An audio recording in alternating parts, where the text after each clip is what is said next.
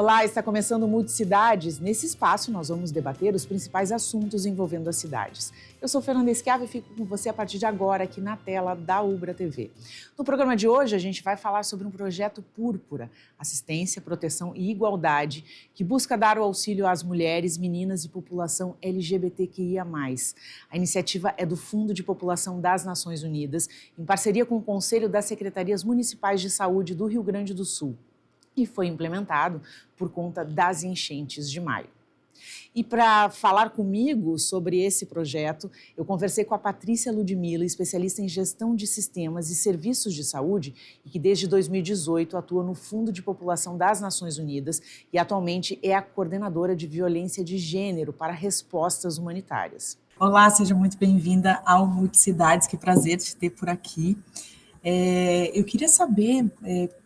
Queria pedir para que você contasse um pouquinho sobre esse projeto, né, o Projeto Púrpura. Como é que começou? Como é que foi a ideia? E há quanto tempo ele existe? Bom dia, Fernanda. Bom dia a todas e todos. Né? Obrigada pela oportunidade, por partilhar um pouco da nossa caminhada aí no Rio Grande do Sul. Na realidade, o Fundo de População das Nações Unidas ele está trabalhando nesse contexto de emergência aí, com duas frentes de trabalho, que é essa questão do Projeto Púrpura, que tem um foco voltado para a questão de saúde sexual e reprodutiva, e a linha também de enfrentamento à violência baseada no gênero, né? Então, o Projeto Púrpura, ele surgiu exatamente por uma demanda, né, de que no processo de emergência, no contexto de emergência decorrente da crise climática que houve no mês de maio, aí no Rio Grande do Sul, é importante a gente garantir que os direitos sexuais e reprodutivos de mulheres e jovens sejam garantidos, né? Então, ele vem exatamente para apoiar o Estado do Rio Grande do Sul de forma complementar nessa vertente de saúde sexual e reprodutiva. Hoje vocês atendem mais de 5 mil mulheres, né? E um número bem alto de meninas também. Como é que as pessoas, como é que chegam até vocês? Na realidade, a gente tem, na área de saúde, está sendo feito exatamente a inserção de profissionais de enfermagem nas unidades básicas de saúde. Então, foi feito um apoio, uma parceria de implementação, né, com o COSEMS, Conselho de Secretários Municipais de Saúde, para que a gente pudesse capilarizar essas ações para os municípios, né? E a porta de entrada é a atenção primária em saúde, né? Que é exatamente onde é a maior demanda para as questões de saúde sexual e reprodutiva. E na área de violência baseada no gênero, através dos centros de referência especializado de assistência social, que é onde a gente também atende as pessoas em situação de violência de gênero ou sobreviventes de violência de gênero. Vocês perceberam, assim, que com esse advento que a gente teve em maio, né, essa tragédia que aconteceu no estado, e principalmente o fato de que muitas pessoas perderam as suas casas, perderam absolutamente tudo, teve um aumento desses problemas aí, desses casos? O que vocês percebem? Todo o contexto de emergência, há uma intensificação dos casos de violência baseada no gênero, e o foco maior são mulheres e meninas. Algumas violências, elas já existiam, e elas estavam abaixo da lâmina d'água. A gente costuma dizer que a violência baseada no gênero é como um iceberg. Muitos dos casos estão invisíveis, né? A gente só vê uma pontinha do iceberg. E a emergência, ele acaba propiciando que algumas coisas sejam evidenciadas. Porém, a gente sabe que durante esses momentos de crise, as violências se intensificam exatamente por uma série de fatores, né? Perda da rede de apoio, inexistência de alguns serviços básicos de proteção, então, novas dinâmicas familiares. Então, uma série de fatores faz com que essas violências se intensifiquem, né? E como eu falei inicialmente, as mulheres e meninas são os alvos prioritários. Mas a gente percebeu, né, que muitos casos eles já existiam e apenas eles foram evidenciados durante essa crise, né, que aconteceu no mês de maio. A gente percebe muito uma movimentação, digamos assim, por conta de alguns órgãos, polícia civil, enfim, tentando de todas as formas criar ambientes mais salubres, digamos assim, para receber essas mulheres, essas crianças que são vítimas de violência. Ali na enchente, a gente teve uma questão muito séria, que foi os abusos que começaram a acontecer dentro dos próprios abrigos, né? E uma necessidade do Ministério Público intervir dentro disso e separar mulheres e crianças em abrigos específicos, enfim. Como é que foi para vocês trabalhar com isso, né? Como é que foi o olhar de vocês sobre isso, sobre essa necessidade de ter que ser agido muito rápido em preservação da integridade dessas pessoas? Na realidade, o Fundo de População das Nações Unidas trabalha exatamente nessa perspectiva de prevenir, mitigar e responder aos casos. Então, como a gente sabe que no contexto de crises essas violências já se intensificam, a gente trabalha na perspectiva de mitigar, ou seja, já garantir que espaços eles sejam ofertados para mulheres com menor possibilidade de risco de vir a acontecer as violências. Então, as Nações Unidas ela chega para aportar o Estado brasileiro de forma que as ações elas sejam feitas e incorporadas, implementadas, de acordo com os princípios que a gente chama, que é os princípios de não causar danos. Então, a gente tem que agir para proteger os casos que já existem, mas também para mitigar prováveis casos que venham a acontecer. Então, essa estratégia de separar mulheres e meninas é uma das formas também de garantir a mitigação dos riscos. Outra forma é ter espaços dentro dos abrigos específico para mulheres e meninas, né? Ter sempre iluminação garantida nos banheiros, em espaços coletivos, em espaços mais reservados. Então, tem uma série de estratégias que são utilizadas para mitigar esses riscos. E como é também que a gente previne? Inclusive, o que aqui a gente tem feito, o Fundo de População das Nações Unidas, formado os atores da rede, para que eles possam garantir uma resposta sem causar danos. Uma das coisas que a gente não encoraja que não seja feito é divulgar fatos expondo as sobreviventes, que a maioria das pessoas chamam de vítimas, a gente chama sobreviventes, porque a gente entende que ela é protagonista da sua própria recuperação, do seu próprio processo de empoderamento para sair desse ciclo de violência, é não divulgar o nome dessa pessoa, não divulgar a imagem dessa pessoa, porque a gente vai, dessa forma, estar revitimizando. Garantir que essa pessoa tenha o seu atendimento de forma célere e garantindo, por exemplo, uma pessoa que é sobrevivente de violência sexual, eu não preciso ir para a delegacia para poder ter o meu atendimento de saúde. Infelizmente, isso acontece muito.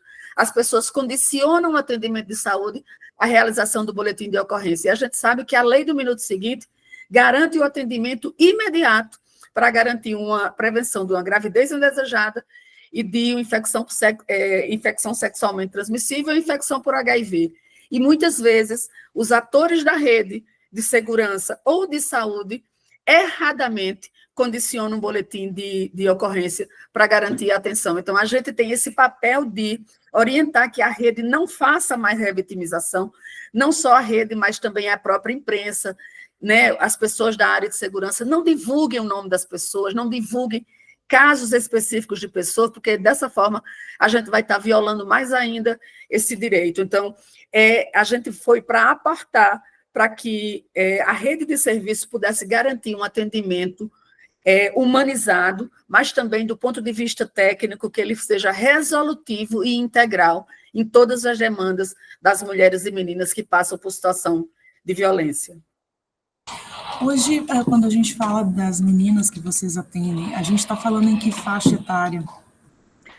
Olha, na questão dos direitos sexuais e reprodutivos, a gente atende adolescentes e jovens, né? Que já tá na faixa de vida sexualmente ativa, né? Mas aí, nos casos de violência baseada no gênero, a gente tem casos de meninas abaixo de 14 anos. Infelizmente, coincide, inclusive, com o Fórum Brasileiro de Segurança Pública, que boa parte dos abusos, eles são intrafamiliares, isso com meninas abaixo de 14 anos.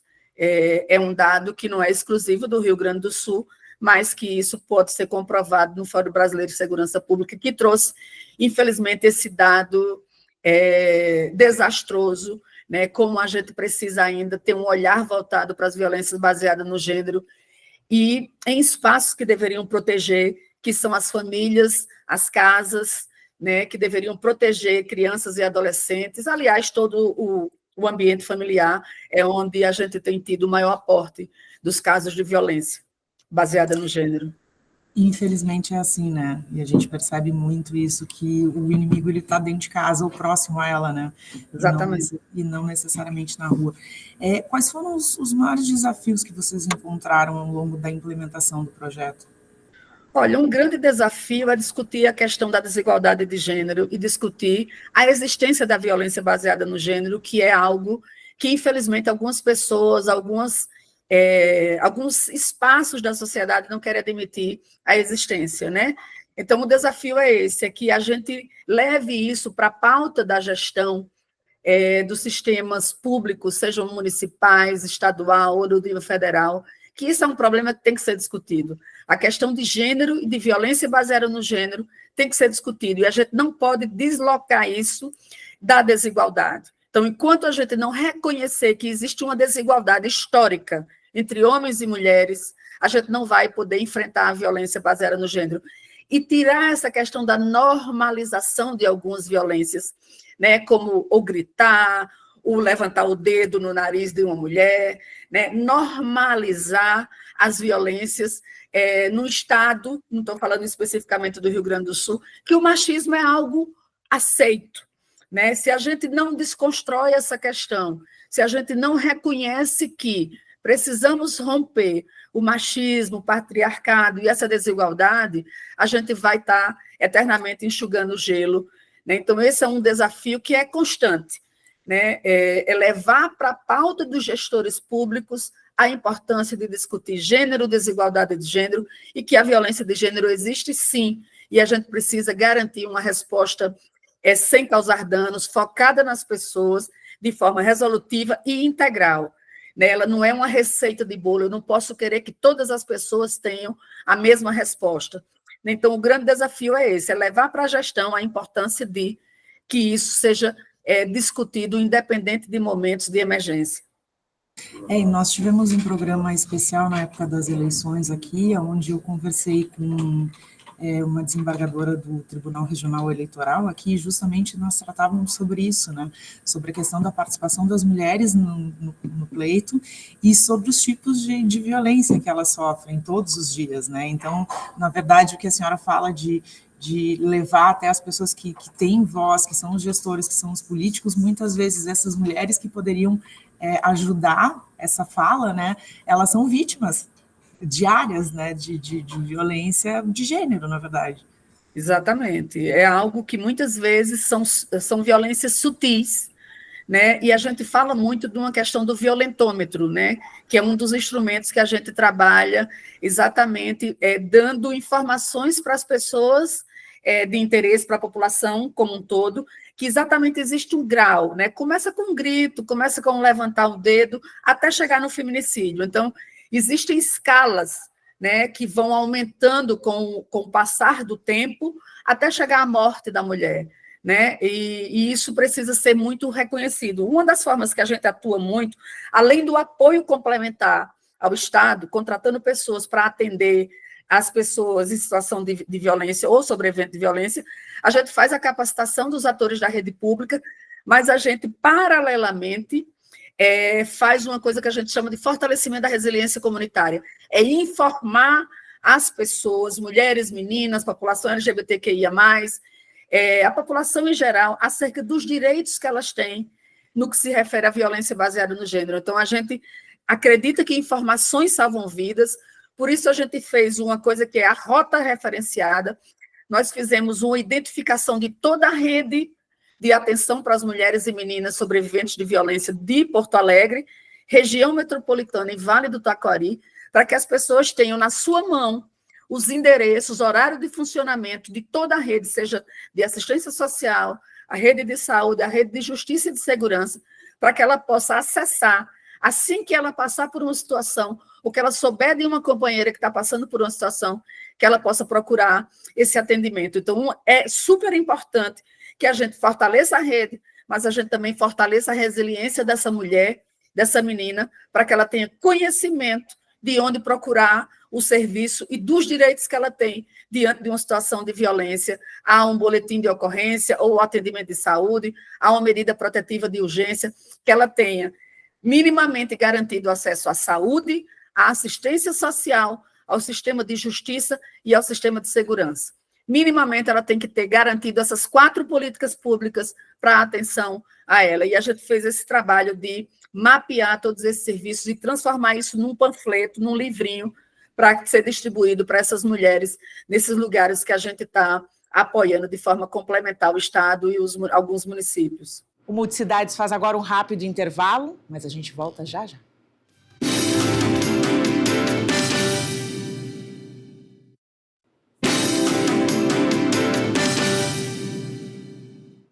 Na Ubra, você tem um futuro com raízes sólidas. O vestibular 2025 tá on. São mais de 30 opções de cursos presenciais, híbridos e EAD para você estudar com flexibilidade. E por falar nisso, sabia que você pode ingressar no curso dos seus sonhos por vestibular, segunda graduação, transferência ou nota do Enem? Aqui você tem condições de pagamento super especiais com opções de parcelamento e financiamento exclusivas, além de descontos imperdíveis. Estude com equilíbrio entre a teoria e a prática, com uma infraestrutura que oferece a melhor experiência e ultrapasse fronteiras com oportunidade de intercâmbio. Acesse ubra.br/vestibular e matricule-se. Ubra, nossas raízes são do Sul.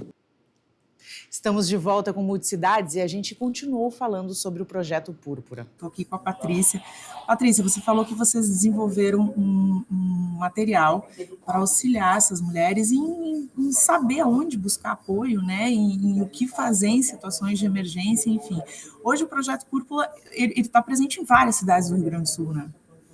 Em várias cidades, né? A gente começou, inicialmente, a gente tinha pensado em atuar em 4 cidades, região metropolitana, mas pegando as cidades do entorno de Porto Alegre, mas a gente, quando a gente fez o primeiro assessment,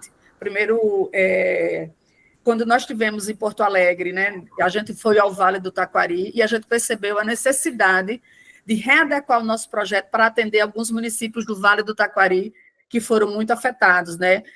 Tem municípios que toda a rede de assistência social foi danificada pelas chuvas, então a gente também está atuando nesses demais municípios. E aí, como eu falava inicialmente, algumas cidades, alguns municípios não entendiam, a violência baseada no gênero era como se fosse algo invisível, como se fosse algo que não existe, né? Então, a gente teve esse papel também de dizer, olha, existe e está acontecendo aqui, o que é que a gente pode fazer juntos, né, para garantir que essas pessoas sejam atendidas? Então, nós sentimos a necessidade de elaborar um guia, né, para todos os atores da rede pública, né, sejam daquelas 4 frentes de políticas públicas que eu coloquei, saúde, assistência social, justiça e segurança, orientando como é que deve ser uma abordagem centrada na mulher, na menina, no adolescente, na adolescente, sobrevivente de violência baseada no gênero. Então, nós utilizamos o arcabouço jurídico do Estado brasileiro, a Lei Maria da Penha, né, o programa do governo federal Mulher Viver Sem Violência, mas também utilizamos os padrões mínimos das Nações Unidas, que a gente utiliza em todas as nossas abordagens da ONU, que é garantindo o princípio da segurança, da confidencialidade, na não discriminação, na autodeterminação. Né? Então, a gente levou essa orientação através desse guia, através das nossas formações, para que os atores da rede pública do Rio Grande do Sul eles tenham esses princípios como parte do seu processo de trabalho ao abordar uma pessoa sobrevivente de violência. Né? Garantir o direito dela decidir o que ela quer para a vida dela, mas também garantir a segurança, a confidencialidade e a não discriminação dessa pessoa. Então, nós fizemos um guia, estamos juntamente com a Secretaria de Estado de Desenvolvimento Social e o Ministério do Desenvolvimento Social do Governo Federal, estamos distribuindo esse guia, não só virtualmente, mas é um guia físico, um livro que pode e deve ser acessado, a gente chama que é como se fosse uma bíblia, que pode e deve ser acessado sempre que necessário, para toda essa rede dos municípios que a gente tem atuado, indo com os nossos consultores contratados para apoiar o Estado do Rio Grande do Sul e alguns municípios, levando essa informação para garantir que essas pessoas sejam atendidas de uma forma adequada, humanizada, mas também do ponto de vista técnico com competência, que não seja só baseado nos conceitos que o trabalhador tem, mas baseado em evidências. Então, esse guia está sendo amplamente distribuído e vale a pena ser bem divulgado e usado por esses atores. O que é muito importante, né? Porque normalmente as mulheres que estão em situações extremamente vulneráveis em relação à violência, digamos assim, elas são muito silenciosas, né? É muito difícil a exposição, e aonde a gente tem pessoas que não saibam lidar com isso, se torna um problema maior ainda, né? É um problema maior e, infelizmente, é uma coisa que, às vezes, com a intenção de ajudar, as pessoas acabam divulgando amplamente determinadas situações e acabam vulnerabilizando mais essa mulher. Por exemplo, se eu digo que abrigo X tem casos de violência, eu sei que tem lá, então para que eu vou sinalizar? Se eu sinalizo que abrigo X tem situações de violência, eu estou expondo toda uma comunidade, né, e não vou apoiar e proteger aquela sobrevivente. Então, os atores eles têm que entender que o sigilo é algo principal, algo importante para garantir um atendimento adequado, né? E a gente, nesse violentômetro que eu lhe falei que a gente elaborou, a gente tem distribuído junto com uma coisa que a gente chama kit dignidade. É um kit de higiene pessoal que garanta a dignidade menstrual dessas mulheres em situação de violência ou em risco de violência, ou já sobrevivente de violência, mas ele tem alguns insumos a mais, né? Por exemplo, eu falei inicialmente que mitigar é garantir iluminação dentro dos abrigos. Esse nosso kit ele tem uma lanterna recarregável que a mulher possa fazer um sinal de luz, né, caso aconteça alguma situação, ou possa procurar um espaço para ir no banheiro, né, sair dessa sua barraca, da sua carpa, do seu espaço, de uma forma mais segura com a iluminação. Então, esse kit de dignidades, a gente distribuiu 4.800 kits para a rede pública, para garantir que esses kits cheguem até essas mulheres, né? Alguns abrigos, algumas casas que estão acolhendo as mulheres em situação de violência, centro de referência do Estado, centro de referência do município de Porto Alegre,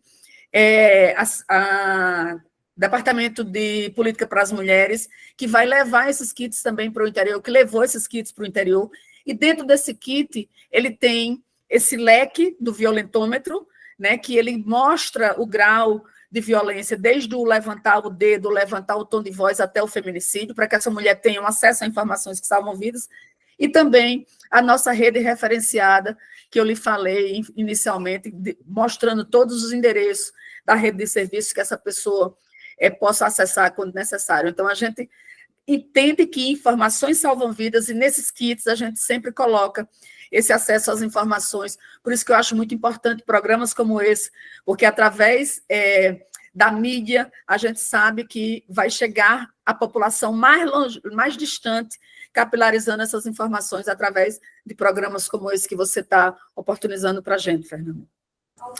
E como é que a gente faz, cidadão comum, quem quiser ajudar vocês? Existe a possibilidade de voluntariado? Existe a possibilidade de doação? Como é que funciona esse quesito? Bom, a pessoa pode ajudar, a primeira coisa é não julgar. Nunca a culpa é da sobrevivente de violência. Então, eu oferecer ajuda, eu oferecer possibilidades de que ela possa romper esse ciclo de violência, mas respeitando exatamente os tempos dessa pessoa. Né? Então, assim, dizer que a porta está aberta e mostrar para ela possibilidades de romper o ciclo. Julgar, jamais, mas oferecer o suporte para que essa pessoa possa sair desse ciclo no momento que ela decidir, que ela tiver possibilidade de. Outra forma existe o DISC 180, que é o número nacional, que para a questão de denúncias de violência contra mulheres. Né? Nesse número, ele funciona 24 horas, a pessoa pode acessar e terá informações da rede de serviço mais próximo de onde está acontecendo aquela violência. Se eu estiver presenciando um caso de violência, eu tenho que ligar para o 190. Né? Eu não vou apartar uma briga, porque eu vou estar me colocando também em risco. Então, eu tenho que ligar para a polícia para poder resolver aquela situação. Né? Inclusive, é um crime de natureza pública, ele tem que ser, sim, denunciado, né? Para poder salvar a vida daquela pessoa. E se eu presencio ou sei de uma situação de violação de direitos humanos, eu ligo o Disque 100. Né? Então, são essas formas, no geral, que a gente tem, enquanto cidadão ou cidadã, ajudar. Jamais julgar, mas oferecer esse apoio. E dizer que, caso de violência sexual, procurar a rede de saúde. Existem unidades de saúde, referência em Porto Alegre, e também na região metropolitana, para garantir acesso à profilaxia pós-exposição. Importante dizer que deve ser procurado esse serviço até 72 horas do ato da violência, para garantir a prevenção ao HIV, IST e uma gravidez indesejada. Então, é importante isso. se a pessoa desejar, procurar uma delegacia de polícia, porém só se a pessoa desejar, preferencialmente a delegacia especializada de atendimento à mulher, que são atendimentos mais voltados às necessidades específicas das mulheres. Se for caso de criança, procurar as delegacias especializadas de atendimento à criança e ao adolescente. Então, são esses serviços, né, que também podem ser procurados. No caso de saúde, deve ser procurado a unidade de saúde para garantir essa profilaxia pós-exposição. Mas é importante sempre dizer que a sobrevivente de violência, ela não tem culpa, né? A gente não deve julgar, porque senão a gente vai estar violando mais ainda essa pessoa que passou por situação de violência. Patrícia, muito obrigada pela tua participação, parabéns pelo trabalho de vocês. Acho que tudo que eu ouvi agora foi, como é que eu vou te dizer assim, que quanta importância tem isso que vocês estão fazendo, né? Essas mulheres precisam de ajuda, essas meninas precisam de ajuda, e vocês são aí uma voz e um pilar de sustentação para quem passa por esse tipo de situação, e a gente sabe que esse tipo de situação ela está presente em qualquer lugar, em qualquer camada social, e infelizmente essa é a realidade que nós temos. Obrigada, conte conosco, aqui a nossa TV está de portas abertas para vocês, sempre que tiverem alguma novidade, sempre que quiserem trazer algo bacana a respeito do projeto, a casa é de vocês aí. Obrigada. O Multicidades de hoje vai ficando por aqui. Você pode ver esta e outras entrevistas no YouTube da Ubra TV. Tchau!